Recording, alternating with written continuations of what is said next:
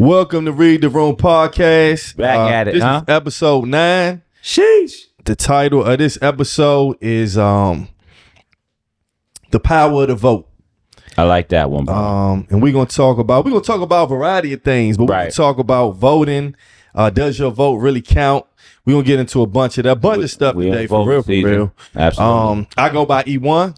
Trey Philando, that's the rumor, huh? What's the word? Hey, man, my allergies been acting up, dog. Dog, I usually don't have allergies, but it's like as I get older, I'm starting to have them joints. I mean, bro, like, but allergies, bro, like, I gotta keep touching my eyes and sometimes I gotta scratch the side of my nose, dog. What's that? What? Oh, Oh, this? yeah. Oh man! Oh, I forgot. I didn't even realize it was. It's a Super Bowl ring. Oh, this is a Super Bowl ring. You gotta tell me about that. Oh, bro, you want to talk about chasing your goal, like even with his kids sports or whatever. Like, you got to convince these kids, man. Like, you got to coach these kids up, bro. I've been coaching my youngest for about 2 years now. We never lost together with football. We never lost, bro. He been the MVP. Cruzy has been phenomenal. And I give all praise to my father, because I think it definitely skipped me. You know what I'm saying? Okay. And his big brother, True, for making him the athlete that he is, bro. Because even when he crying, he not crying because he's sad. He crying because he about to do something crazy, right? Nah, like he gets fueled by it. So anyway, man, we never been down. We never been down. In 16 games, we were down by 12 points, bro. We were down. Shout out to Coach Jason, man, the Steelers coach, bro. He was on us the whole year. Now y'all went to the playoffs, and this was the championship game. The championship game. Previous playoffs, I beat my man 30-zip, whatever. He wanted blood. We scrimmaged them before the season started. I was like, yo, he got some bigger players. Okay, he going for it. His son is a thorough mean quarterback. Anyway, the whole season, we number 1, they ranked number 2. He talking junk to me in the chat. He going, whatever. We meet up in the Super Bowl, bro. We meet up in the Super Bowl. Now, the trick is not being too overconfident. Okay. When the kids have egos, it's hard for them to, if they beat you before, in their mind, they're going to beat you the same way. It don't work like that with coaching. It don't work like that with life. So real quick, right before the Super Bowl started, I told them, because I've been able before with rookies coaching championship, I lost games because of egos. I told them, you might be down 6. I said, matter of fact, you might be down 12. We have never been down to any team. Why did we go down 12 points? Dang. Why did we go down 12 points, bro? Bruh, 6 minutes left in the game. We down 18-6. We settled down. Now, your boy, I was in the coaches' faces. We in each other's faces like this. I'm going at the crowd. I'm getting that energy, and I'm giving it back to my team. We settled down, bro. We went on a 13-0 run in the last 6 minutes, bro. Cruzy caught the last touchdown pass to put us up 1, bro. People crying, police officer over there coming up to the people. Everybody's watching our game because they knew we were that team. We haven't lost. We never lost. Dang. So they thought that it was going to be what it was. But when you focus, baby, the obstacle is the way. So we got that done, man. And also, yesterday, Cruzy was picked to play in the national tournament yesterday. So we playing kids from Ohio. It was the Under Armour tournament, right? So shout out to them. Shout out to the Smithville organization in Charles County. Fantastic. Also works with the NFL League. The Girls Flag organization is the Girls Flag League side in the Smithville is taking off, man. They got college people coming. But anyway, Cruzy played in the tournament. We went to the championship. They won 4 straight games, 2 pick sixes, 3 touchdowns, pulled the most flags. They lost by 6 to this bomb team from Newport News. Everybody looked like they was like 6 feet tall. They were 6-year-olds. Beast. Shout out to them. But we came up just a bit short. But man, these kids are really, man. I love coaching. I love coaching. I love coaching my oldest. I love coaching my youngest, because it's like I'm giving them what I wanted when I was a kid, Yeah, right? true. And then when you win and like trying to stay focused, and then you go into a different level.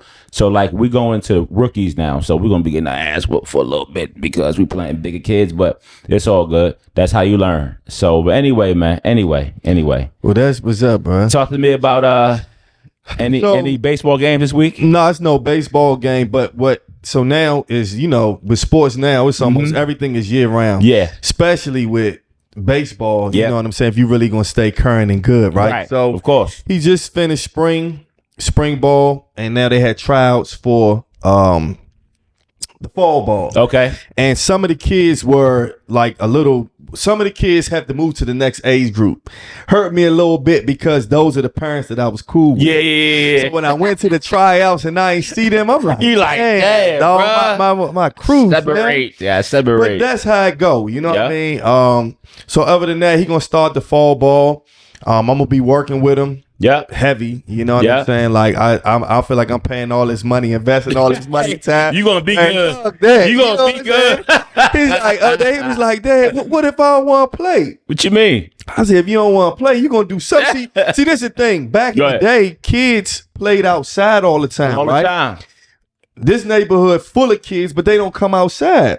So the only time you really get outside playing is playing for them teams. Yeah. So I try to just be funny just to see what he's gonna say, and I'm like, no, if you don't want to play, just let me know. You don't want to play no more. And he was like, he said, well, I'm thinking. He said, yeah, I want to play. I said, well, it don't matter if you told me no or not. I just want to see what you're gonna say. Your ass playing. You know what I'm saying? And you gonna do good. Yeah. Now, my motto is this. I always say that you can't control how well you play sometimes. Sometimes you have good games and you have bad games. But you can always control the effort that you put. Absolutely. And that's all I stress to him. Yes, you may not hit every ball. When you pitch in, some pitches might be off, but you can control how hard you play. And that's every time, dog. That's all it is, bro. That's how I feel about that. So that's all I got. I can't wait to Ezra come over and play flag with me. Yeah, he want to play football. I can't wait. Oh, we got to talk about them, about the young GOAT now.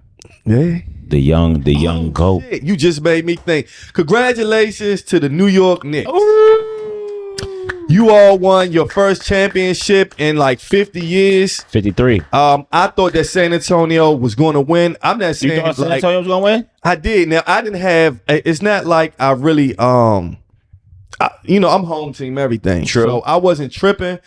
But I wanted New York to win, but I just thought that, I don't know, I started getting on the Wembanyama. I know I'm saying that wrong. Wembanyama, I thought that he had enough in the tank. Even though they're young and everything, I thought they was going to win. But I'm glad New York won, man. I love Jalen Brunson. I love that his pops is able to coach with Rick Brunson.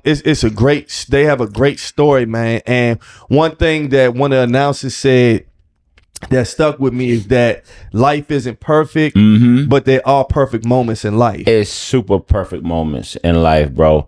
And I would rather have a team that's not great that goes on a great run than having a great team that falls short when the lights are brightest. This dude, to me, and I don't care, I've been watching basketball for a long time, top 50, man. Put him in top 50. The dude is this tall. He's this tall. Name me anybody with that height other than like Isaiah Thomas or AI that can take it there at that point. And he's the guy and he still does it to you. Yes, anybody in the top 50, top 75, Jalen Brunson, you in there because of the will. You could not stop him.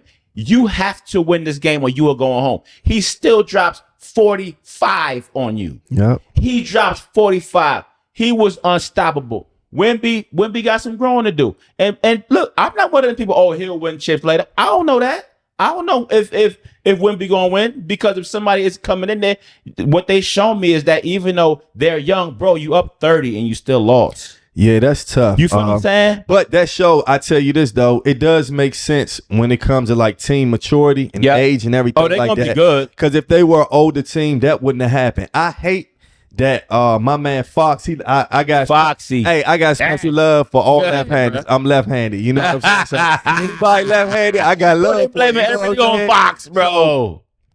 They blaming everything on Fox, and I think that's really unfair. They making it more than what it is.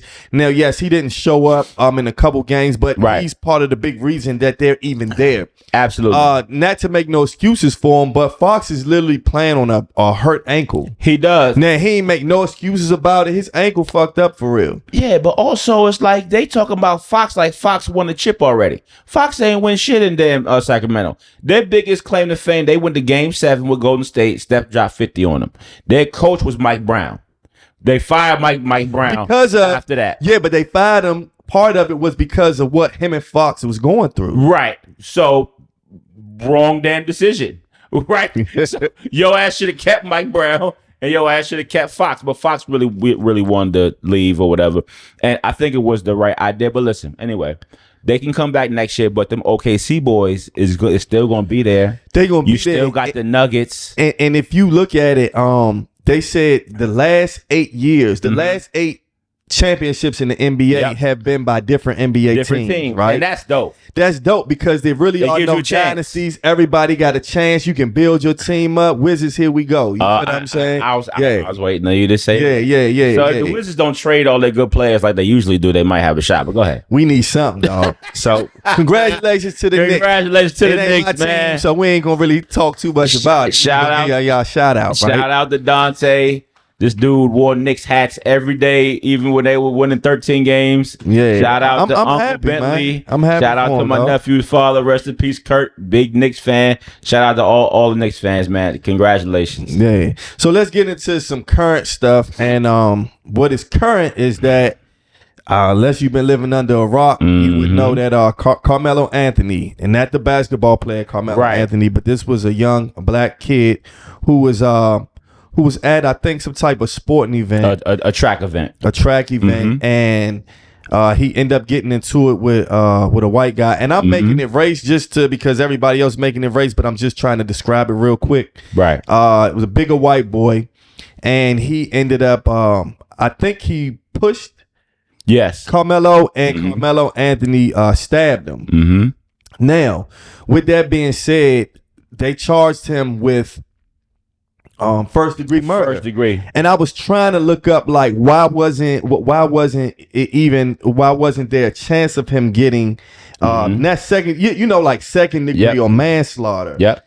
And it was saying that I guess because a jury had already voted that I don't know that was like Bessie saying it was premeditated, and it was premeditated in terms of they're trying to say he came there with the intent to do harm, right? Right. Now, Carmelo Anthony got sentenced to 35 years, and they're saying that it wasn't. They ruled out self-defense, which is crazy to me. But go ahead. A little bit. So they're basically saying if I hit you with my fist and then you shoot me, that's not self-defense. But how is it not self-defense though? Because if I have a weapon for protection in case I get assaulted, right? If you're bigger than me, if I'm handicapped, if I'm a woman and you're a 250-pound man and you come up on me assaulting me and I pull my gun out and shoot you, how is that not self-defense? If I don't defend myself, I don't know what's going to happen to me. So I guess they saying a gun for a gun, a fist for a fist. And so because of that, it's not self-defense. They're saying that I guess it was kind of egregious to stab someone that pushed you. That's true. And you would have to in the court of law explain why you would take it to that other level. But my thing is, just in life, like we were talking about earlier off camera, we've been in situations in life that could have went either way, where you had to walk away from some things, or you heard somebody say something like, "Yo, if you do this, then this is gonna happen," and you chose to walk the other way, right?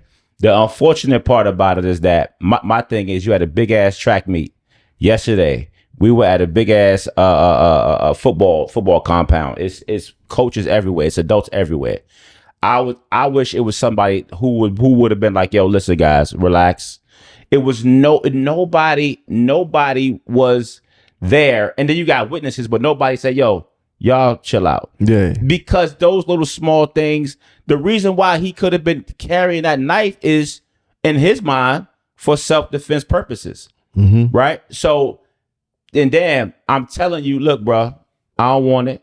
I'm not on that type of time. And then if I know that you might be known for certain things, right? In my mind, I can't be a victim. I can't let this happen to me. So my thing is this. Let's play devil's advocate. Yep.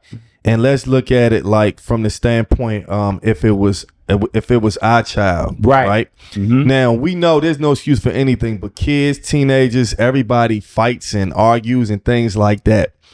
My thing is this: you're going to get punished for killing someone, yes, right? Mm-hmm. But to get the 35 years and for it to be first degree means that to me, I was home. Mm-hmm. I said, when I go to this track meet, when I see this dude, I'ma kill him. Yep. That's first degree premeditated murder to me, right? But if something altercation happens and I stab you, yeah, I'm gonna have to go to jail for that. Yeah. But I would have thought that it would have been a manslaughter charge or second degree murder, but not first degree. So with the case in Allen situation with a white kid still in Texas, he gets into a fight with the gentleman in the bathroom, stabs him, right? Kills him.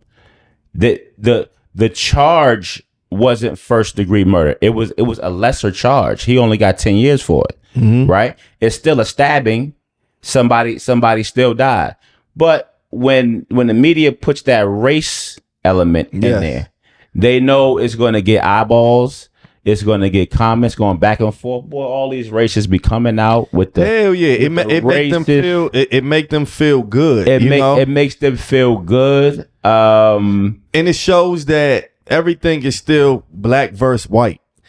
And that's how it feels, you know what I'm saying? And you know, at these days they make it seem like black people are crying. Now I do understand. Mm-hmm. I'm gonna keep it a buck. Go ahead. Talk about it. I really feel like the energy does need to be pointed toward black on black crime. And it does feel like that everybody cries out when it's black versus white. Yep. But when it's our own every day, I see people make jokes. They laugh about killing each other. Everybody desensitized to black on black crime. And I just feel like that if you're going to march and protest and all that, I think it's definitely good for everything, but do it for the black on black crime too. Absolutely. That shit happening right around us every day on a regular basis. And by design, we've been controlled, bruh, since we've been here on everything that happens in our community, how the outside community see us. Oh, that's just what they do. Exactly. You feel what I'm saying? To the point where if I feel the exact same way. Anything that happens in your locality, in your neighborhood, in your proximity, you should have the same energy. Yes, you should feel the same way. And then so if you are policing your community, if you are instilling great values, and then something happens outside the community, then the whole community turns up on that, right? But we are so controlled by bullshit. And then you go on TikTok, you see violence on TikTok like crazy. People fighting each other, people getting knocked out, and it be black on black, or it might be a shooting, right? We should have the same energy you are, and it's okay to say that.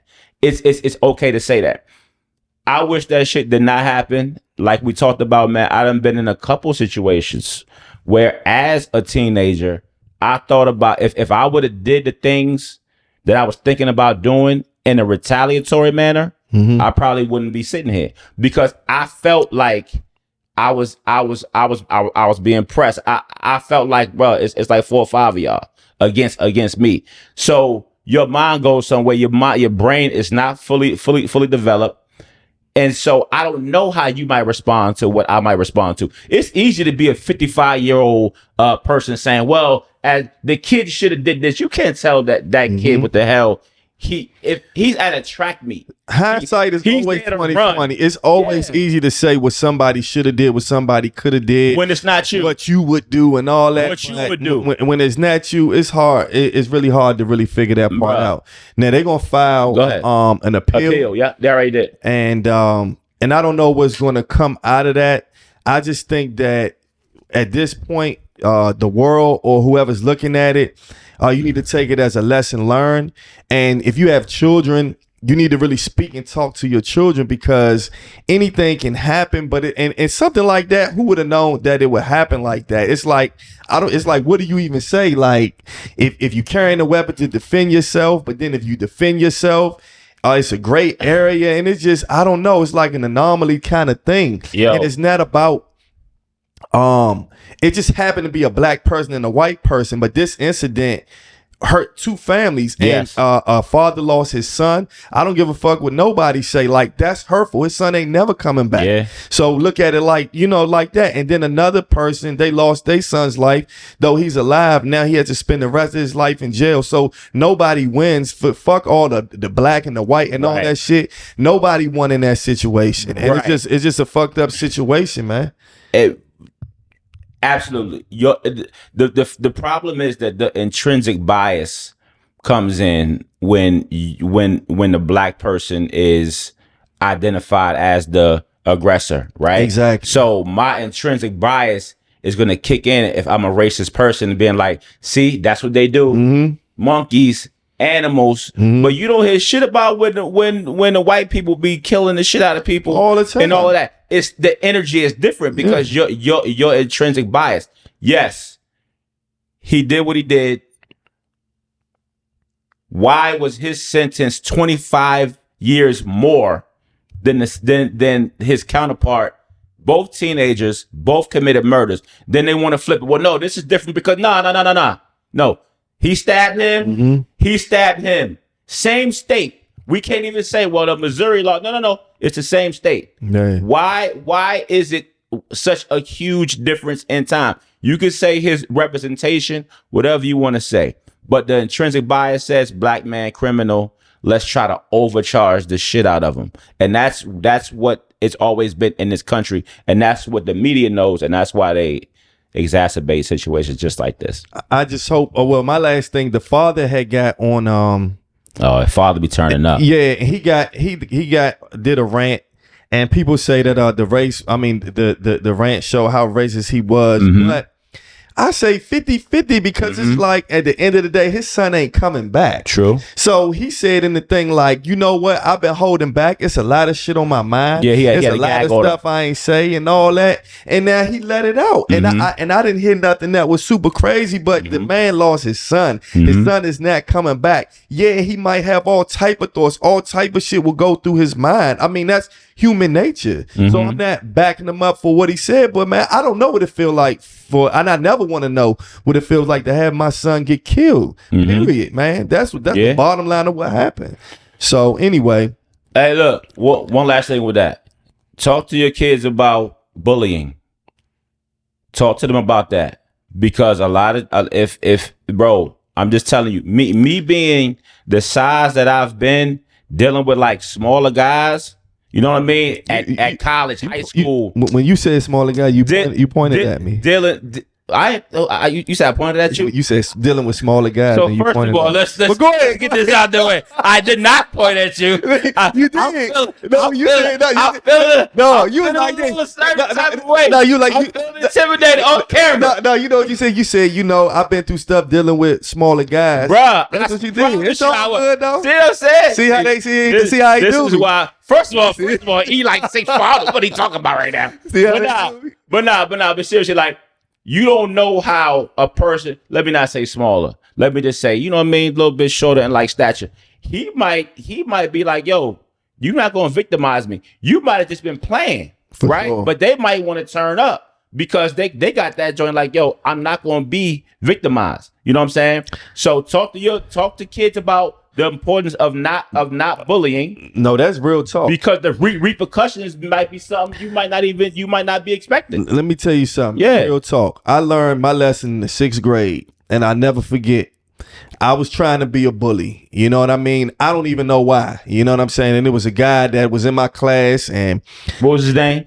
His name was Jamal Cratchit. Jamal Cratchit? That's my man right there. He tell us and I was trying to be a bully. When I look back, I don't have no clue why. Right. And I told him for some reason, I said, when we get out, I'm gonna steal you when we get outside. Don't even know what made my mind say that. So anyway, we get outside, and he walks outside. He's in front of me. I grab his shoulder, turn him around, still him right in the face. But what I didn't expect is for him to hit me back. He started welling on me. He turned up on me, slammed in front of everybody. And that humbled me. You know what I'm saying? I actually needed that. Now, he beat me up, but he wanted to fight. Like, he beat me.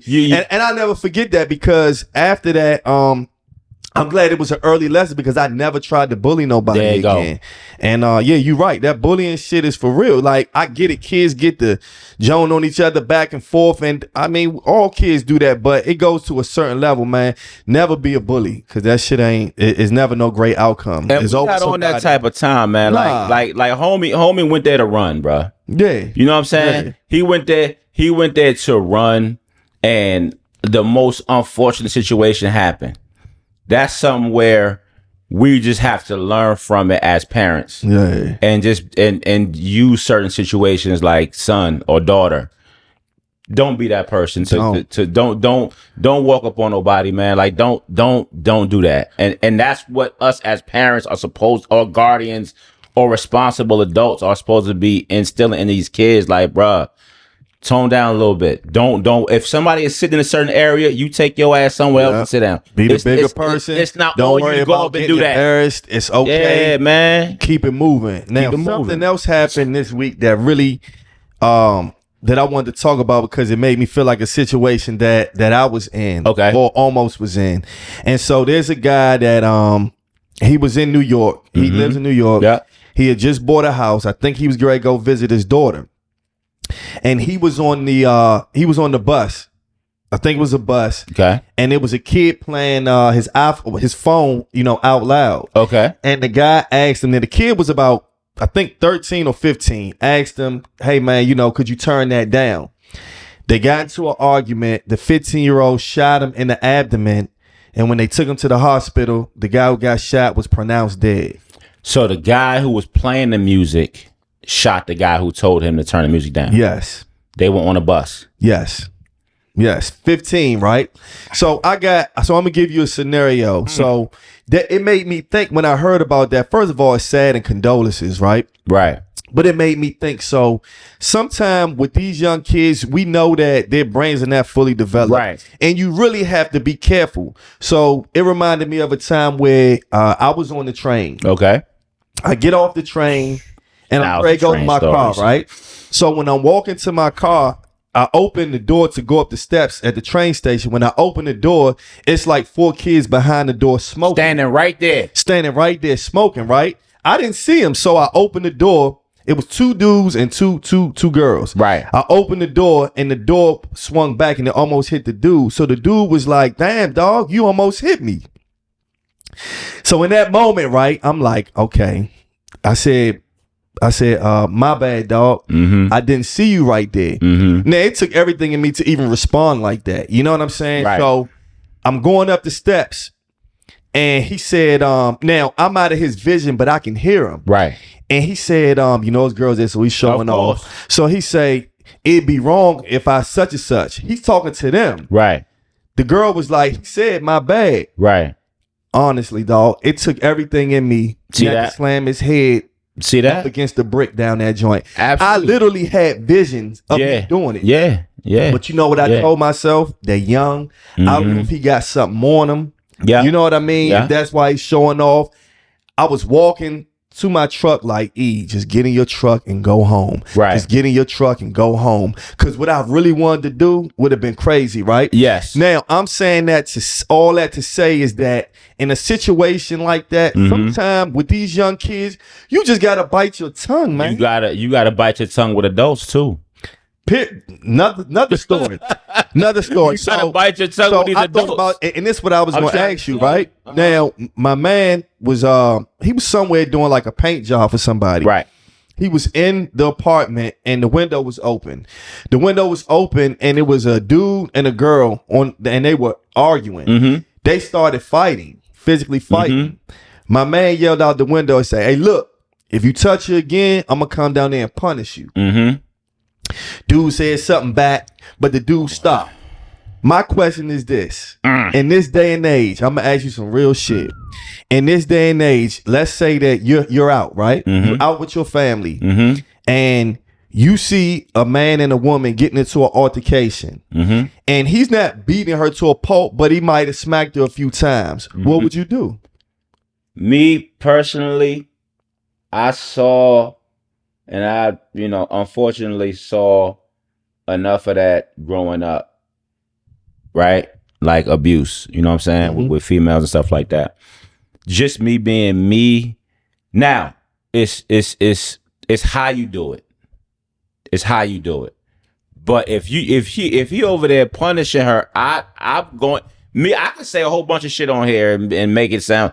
I'm most likely gonna go over there and try to be like, bruh, you know what I'm saying? Not like Superman, but try to say what I can say to get him up over her. Man, get the fuck away from me, Slim.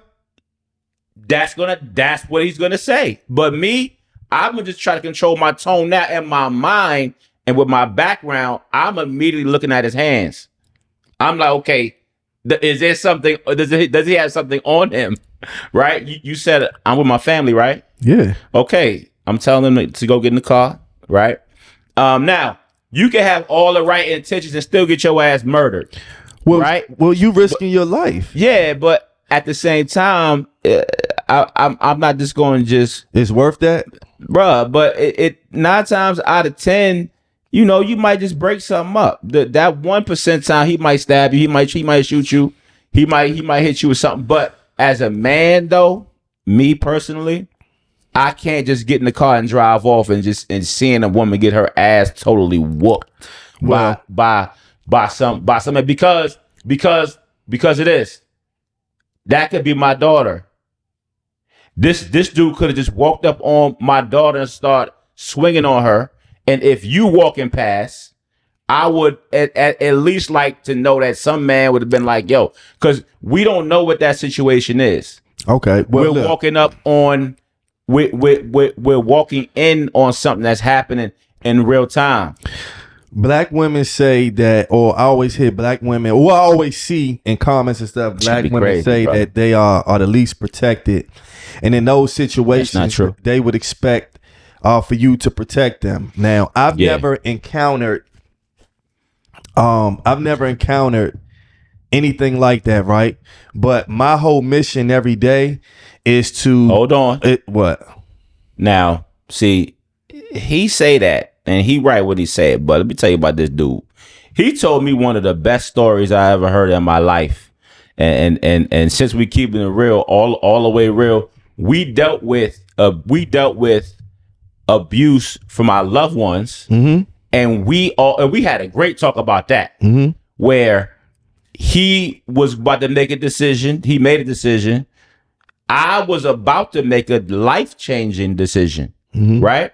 So it's just like, yo, you get a phone call or you see one of your loved ones' face and you know what's going on. As a man and as a brother and as a protector, you about to go. You about to go all the way out. And we don't got to get specific, but I'm just telling you that certain situations in life, the 2 brothers got shot. Yes. They went to go help their sister. Yes, that's right? what I'm saying, right? So with that, then you got to think in your mind, I know it been 10 times we told you to leave the dude alone. 10 times, right? But at the same time, if I'm still your brother, I'm still going to go. True, but sometimes you got to be smart on how you go. You got to be smart, and sometimes that's what the police are for.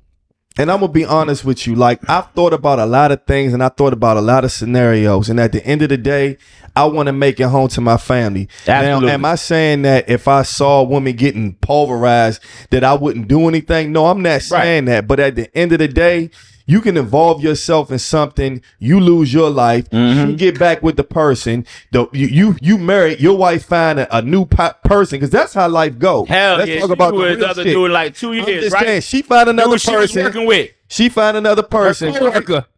The person that you defended get back with the dude and you fail and you did. Ain't that about a bitch? That can happen though. That happens every day. So it's not about not protecting somebody, but it's like, let's be smart. They have laws and they have people that make you abide by the laws, and those are called policemen. If there's a situation that's crucial like that, I'd rather call the police than to do something to myself and put myself in jeopardy or harm's way in this day and time. I'm not gonna get off track. In this day and time, bro. You know what I'm saying? And I don't know. I'm just saying, like, when it comes to these, and then let's roll it back to these, what they call them, YNs. YNs. Got to be careful. I ride the train all the time. They on that joint cussing. One of my man said he can't help but say something to him. Green line? I ain't saying shit. Dog, I was on the Green Line for 10 years. I've seen everything. Everything. In the morning, we talking about the train, everybody, in the DMV. The Green Line is one of them lines. But man, look, man, I love my people, bro. But yo, man, it'd be like, it's out of control, bro. People be on there with their family, bro. You know what I mean? Just you by yourself as an adult, you feel a certain type of way. You're like, hey, bro, you know what I mean? My thing is, just be careful. If you see young kids acting up and you in a certain situation, sometimes it's better to just ignore the shit. You know what I mean? Because you really don't know what a person thinking. You don't know what they have. It's not worth it. I could have made a stupid decision that day when I was riding the metro, got off, and the dude said something to me, and I could have done what my mind and vision doing. Yes. And then what if he had a gun, shot me, I'm dead. I mean, you know, it's just like, I don't know. It's like you got to really think and weigh your options. Sometimes when you're not mature enough, you make, you know, decisions that are not the best, man. It's no straight answer, because he could have said something to the guy and it could have went good. Right. And everything the dude could have said, okay, I'll turn it down. It could have been that. But it wasn't that. He just pulled the joint out. He was just asking. He just wanted somebody just to give him a reason to do something. They argued, and that was that. So let's get into what today's topic is. We've been talking like shit, but we're gonna get into the topic today, right? And today's topic is about voting. And we came up with this because we in voting season. We in voting season. That's one thing. And then sometimes, for me personally, I'm gonna be real. Like, before I started researching this topic, I've always felt like, do my vote really count? Why should I vote? Right. You know what I mean? But me researching this topic, I learned that there are a lot of people that laid their life on the line in order for you to have the right to vote. So for that simple fact alone, it means something. Bruh, let me tell you, I was so ignorant to voting, man, until my, I would say, late 20s. And I just remember how goddamn ignorant I was, bro. Talking to like my older coworkers about voting, because I was ignorant to the fact of how impactful and how important it was for people just to be able just to be looked at as just basic human beings. Our people. So that got me to researching, man, people like the Voting Rights Act, Fannie Lou Hamer, Martin Luther King, just people who put their lives on the line, the freedom riders, where you have black people and white people fighting for them just for basic human rights. So what really brought the conversation to me was that talking about the states that broke up the actual lines, the voting lines in certain states, and we're going to get into those states. But it talked about how in those certain states, the college football, how big the college athletes and the football was to those certain states. And based on the fact that I'm taking away basically the power of the black person's vote, would you still allow your son to go play and contribute to that same state that wants to abolish your rights completely? So how you feel about that? If they're giving him a free ride, they're giving him scholarships, whatever he wants, but that same state does not support your right to vote. It does not support your right to get a candidate and that you want to support as a black person. I couldn't do it as a human, period. Because that's compromising. That's almost feels like selling your soul. Yes. You giving me everything, but you still telling me I'm less than. Yes. And I wouldn't be able to do that because everybody should have the equal right and equal opportunity to vote. Yes. Now, go ahead. That's very true. Now, these are some things that happens when you vote, and this they say that historically, the Voting Rights Act helped African Americans with literacy tests, poll taxes.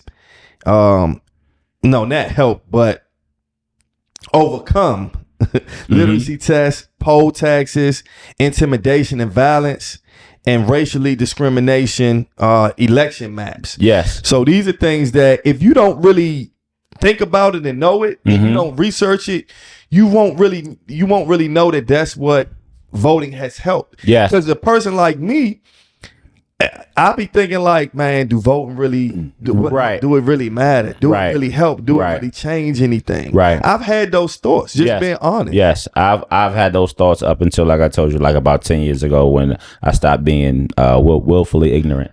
So some recent things that have happened. Louisiana versus Callis is a major U.S. Supreme Court voting rights case decided on April 29th. 2026. The court ruled 6-3 that Louisiana's congressional map, which created a second majority black district, was unconstitutional racial gerrymandering. Right. So gerrymandering is me basically cherry picking who I want, who I think is important that can vote for me. Everybody else, I'm going to cast away their actual votes. Why it's a big deal? Because for decades, Section 2 of the Voting Rights Act allowed minority voters to challenge election maps that diluted their voting power. So even if they could not prove lawmakers intentionally discriminated against them. So not only are you gerrymandering me, taking away my power in my area, if I want to take it to court, I have to prove that you did that based on my race, which makes that shit impossible to do, right? So what was the Louisiana dispute? After the 2020 census, courts found Louisiana's congressional map likely diluted black voting power. Louisiana then drew a map with 2 majority black congressional districts. A group of voters challenged that map, arguing race was used heavily in drawing the districts. The Supreme Court agreed and struck the map down. Okay. All this shit is because Obama. All of it.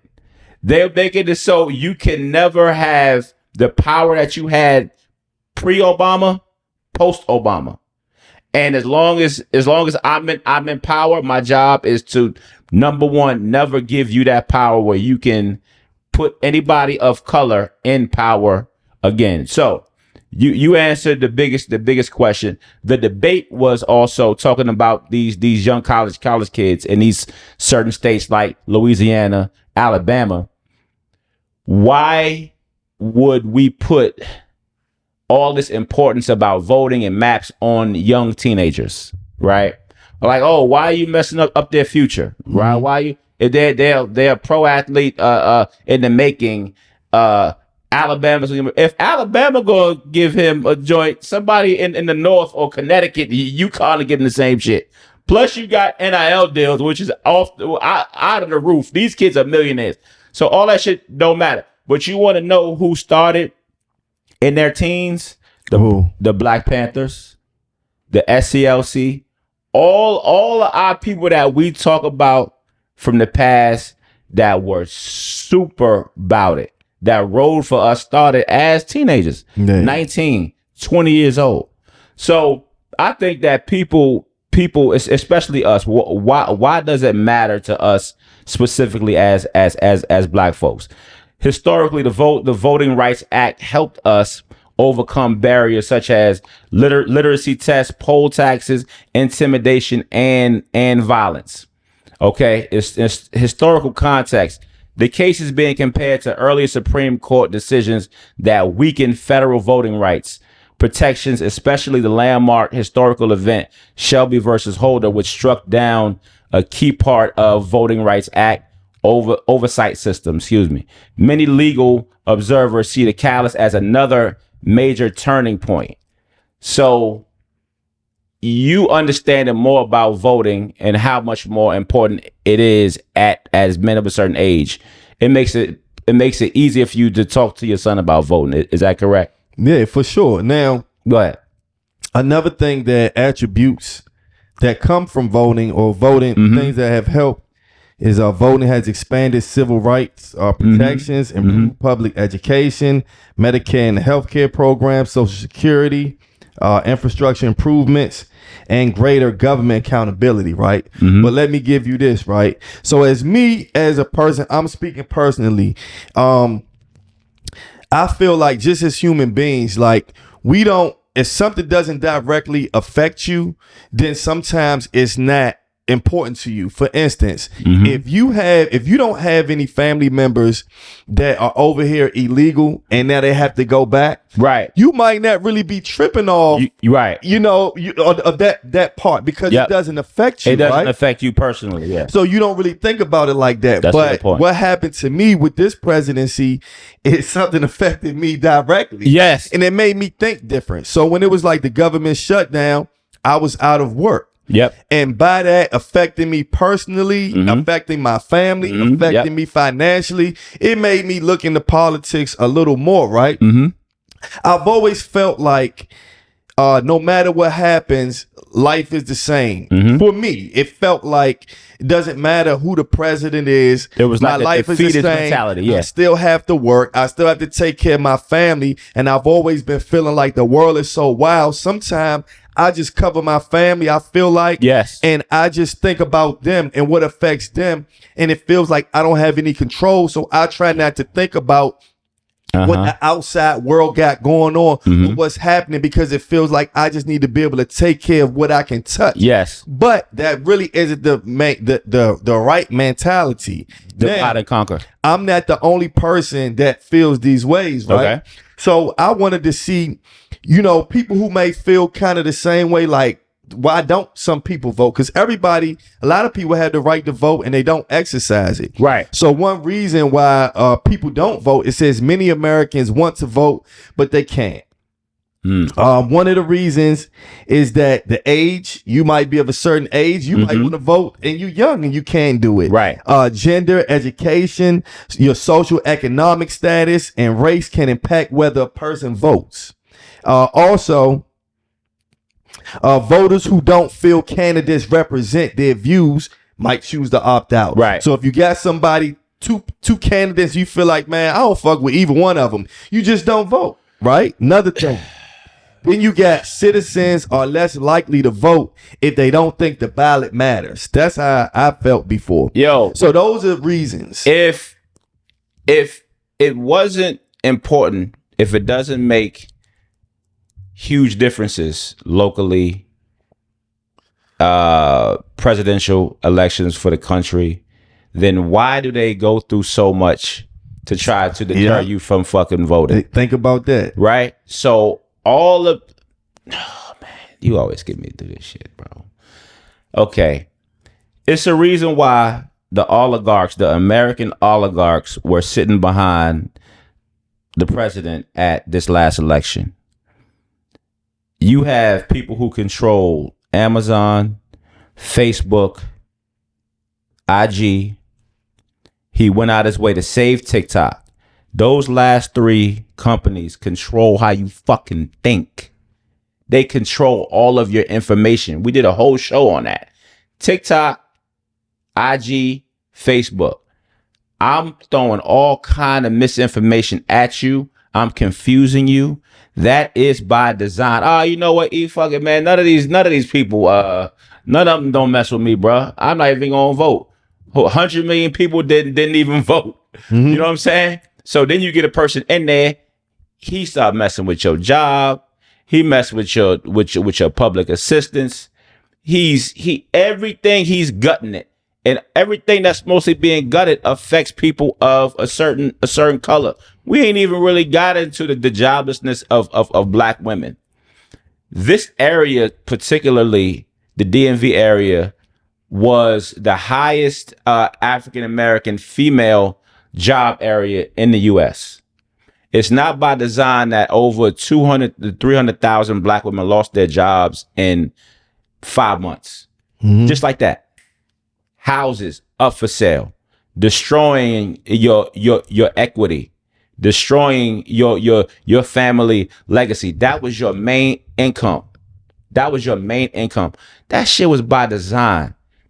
And then you want to continuously gerrymander, which I want to get into the actual definition. Racial gerrymandering is the intentional manipulation of electoral district boundaries to favor or disadvantage a specific racial group, primarily by packing or cracking minority voters.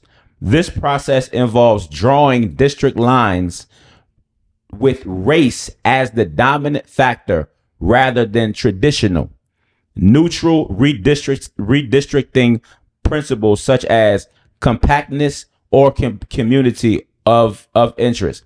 Packing means concentrating minority voters into a single district to reduce their overall influence in neighborhood districts, ensuring a high margin win in only one district. So I'm already setting up the play before you even go vote. I'm already setting up that even if you got a certain amount of numbers, that's not going to affect me winning. Cause I moved you and this amount of people to this other side where it's not going to affect me. Cracking, spreading a minority group across multiple districts, weakening their influence and preventing them from reaching a majority in any single district. So I'm going to break you up and I'm going to spread you out. Legal standing in the United States, racial gerrymandering is illegal and violates the 14th Amendment Equal Protection Clause if it is the predominant factor in drawing lines. I'm just saying. So locally, elections matter because of what? We got kids. It affects schools. It does, but go ahead. But what you saying that it's saying that, so it says citizens are less likely to vote. They think the ballot doesn't matter, right? Mm-hmm. So it says as many as 15% of registered voters reported that they didn't vote in the 2016 presidential election because they didn't believe their vote would make a difference. According to Census Bureau data, a different research survey found that half of the participants didn't bother to research the election because they didn't think the vote impact the government. Now, this is what I wanted to say that came up. Mm-hmm. What I realized, like in life, everything requires work. If you want to be successful at it or if you want to progress in it, you can't escape the work portion. Yeah. Now, when it comes to voting, even local voting, like I'm going to be honest, I get inundated with texts, messages. I don't know how they get my phone number of candidates that's running for some type of office locally. If you don't put the work in to actually find out who these people are and what they about, I mean, you're not going to vote, right? And then you have to actually care. But what happens is if you're working and you're not doing bad and you're doing pretty decent in life, it's all about you. It's not going to register you because you feel like I'm mine. All right. The votes or what goes this way, it hasn't impacted me to the point that it's changed my life. So no, I'm not going to read about this person and read about that person. Why do it matter? I'm good. I eat every day. I'm clothed. I work. I got my car. I got everything. So why the fuck do I need to vote? Historically, voter turnout. That's a perfect segue. Watch what I do with that segue. Well, you just give me that assist, bro. Historically, voter turnout in local elections is significantly lower than federal or state elections. You just spoke as that person that's like, man, fuck that, man. No. That's what most you know what I'm saying? Do. Yet, local elections have a huge impact on you and your community. Here are 4 reasons. Local elected officials make decisions regarding education. So you might have that attitude, then you might have a child, right? Or you might have a niece or a nephew. So who you don't vote for is going to have a big impact on that child's school system. Healthcare, your ass got to go to the doctor. public safety, and economic development. They also make decisions regarding your trash haulers. Your ass put trash out, right? Okay, cool. The trash been out there for 4 days. You didn't go vote, but you got attitude, right? Snow removal and school funding. Voting is your opportunity to elect officials who represent your interests. Voting gives you a say in where your tax dollars go. Local elected officials work with decision makers for local topics such as planning boards, parks, zoning. Due to typically lower voter turnout, every vote, especially yours, counts. A single vote can make the difference as to who gets elected. Now, sometimes politics feels like all bullshit to me. When you hear stories of people doing corruption and different things like that, and it just seems like people have scandals and all this stuff. But this is what I'm going to say about that. Everybody has a personal life. Right. And you can't put anybody on the pedestal. There's no human who hasn't done something that they shouldn't have done, right? Or there's nobody who hasn't made mistakes that they shouldn't make, right? But that's just human nature. And yes, when you're running for office, you would love to have the clearest black background in the world. Yeah. But real life don't always work that way. So my thing is about doing research, and this even for me, because I'm not gonna sit here and fake and tell you that I research everybody I see and read. I don't be doing that shit like that. It's something that I would like to get more into and do. But that's not what that isn't what I do. Right. But when I do think about, I'm gonna tell you one thing that does make me think about doing that is the people that sacrifice their lives. Yeah, bro. There were people who were going out to vote that risked their lives, was getting beat up, was getting killed for going to vote and stuff like that. So when you think about your ancestors and people who actually risk their lives for you to have the right, it's one of them things where you got to look at it like, man, fuck it. Even if I don't. Absolutely. Even if I'm not into politics, just because people sacrifice their lives for me to live this free life that I have, let me put some work in. Let me do some research. Bruh, you know what I mean? Bruh, the first time my mother ever voted, I found out it was her first time voting, standing in line with her to vote. That shit was crazy. Like the first time she ever voted was for Obama. You know what I'm saying? That's a lot of people first time. Yeah. So she grew up in the South where it was just like, man, like, you were just trying to survive. You know what I mean? Like politics. You don't think about no damn politics. They still going to the white man from here, the black man from there. Yo, you are thinking about just surviving. So we're real quick. Fannie Lou Hamer, my baby, Fannie Lou, okay, was an American voting and women's rights activist, community organizer, and leader of the civil rights movement. She was a vice chair of the Freedom Democratic Party, which she represented at the 1964 Democratic National Convention.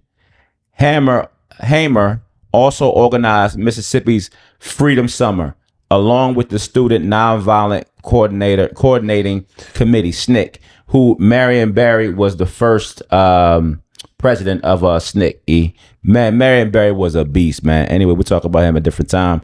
She was a co-founder of the National Women's Political Caucus, an organization created to recruit, train, and support women of all races who sought election to government offices.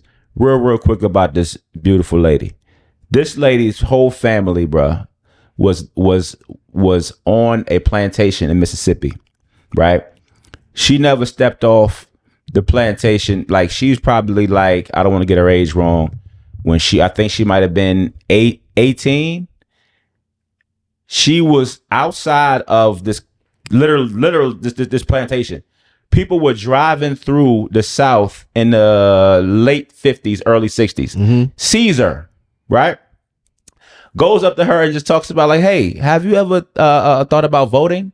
She's like, what's voting? They talked to her about what voting was. This lady looked at this lady. She said, I can vote. I can vote. She said, yeah. Just one conversation sparked this girl's mind. She got so, her light bulb went off. She wanted to vote. This new information that she got, she went back. She told her family.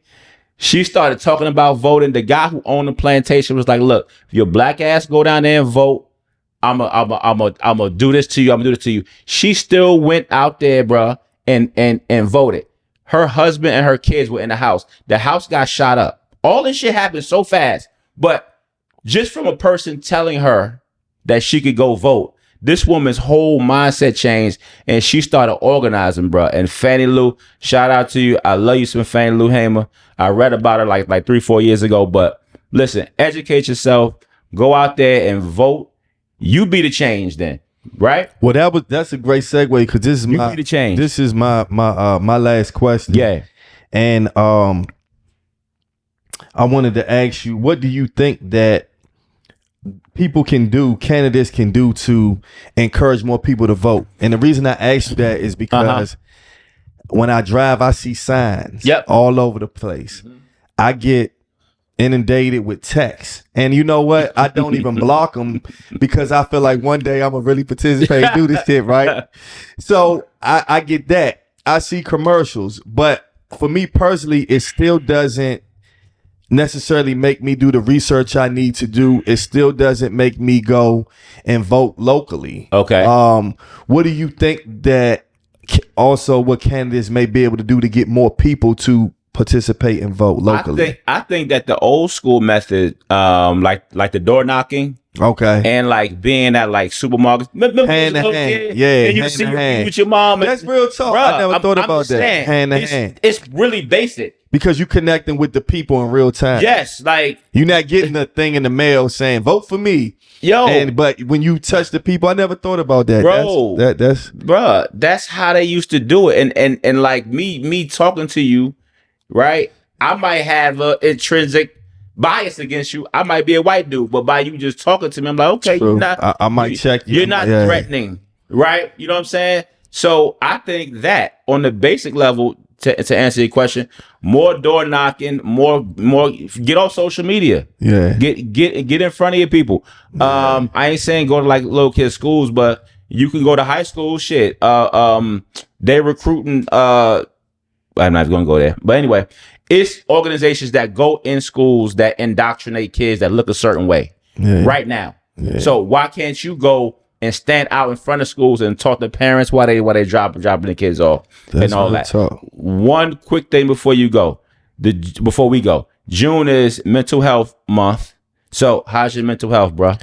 My mental health is good for the most part. I'm not perfect with it, but overall, you know what I'm saying? Yeah, I'm good money. I think that my mental health is great. We got to do things positive. That really helps the brain flow. So check on your people, man. Check on yourself first. Like, you know, you can't be strong for everybody.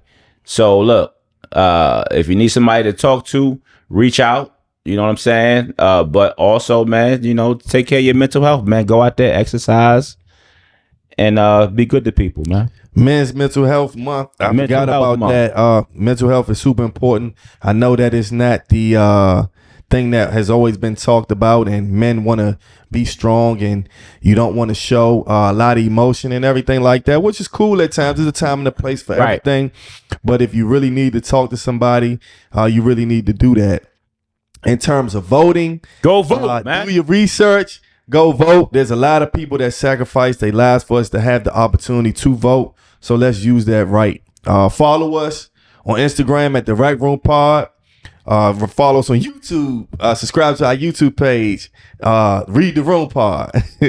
Also, follow us on TikTok at Read the Room Pod. We're everywhere. If you like what you see, like what you hear, tell a friend to tell a friend. As I always say, everybody has a pod, but everybody isn't us. Till the next time.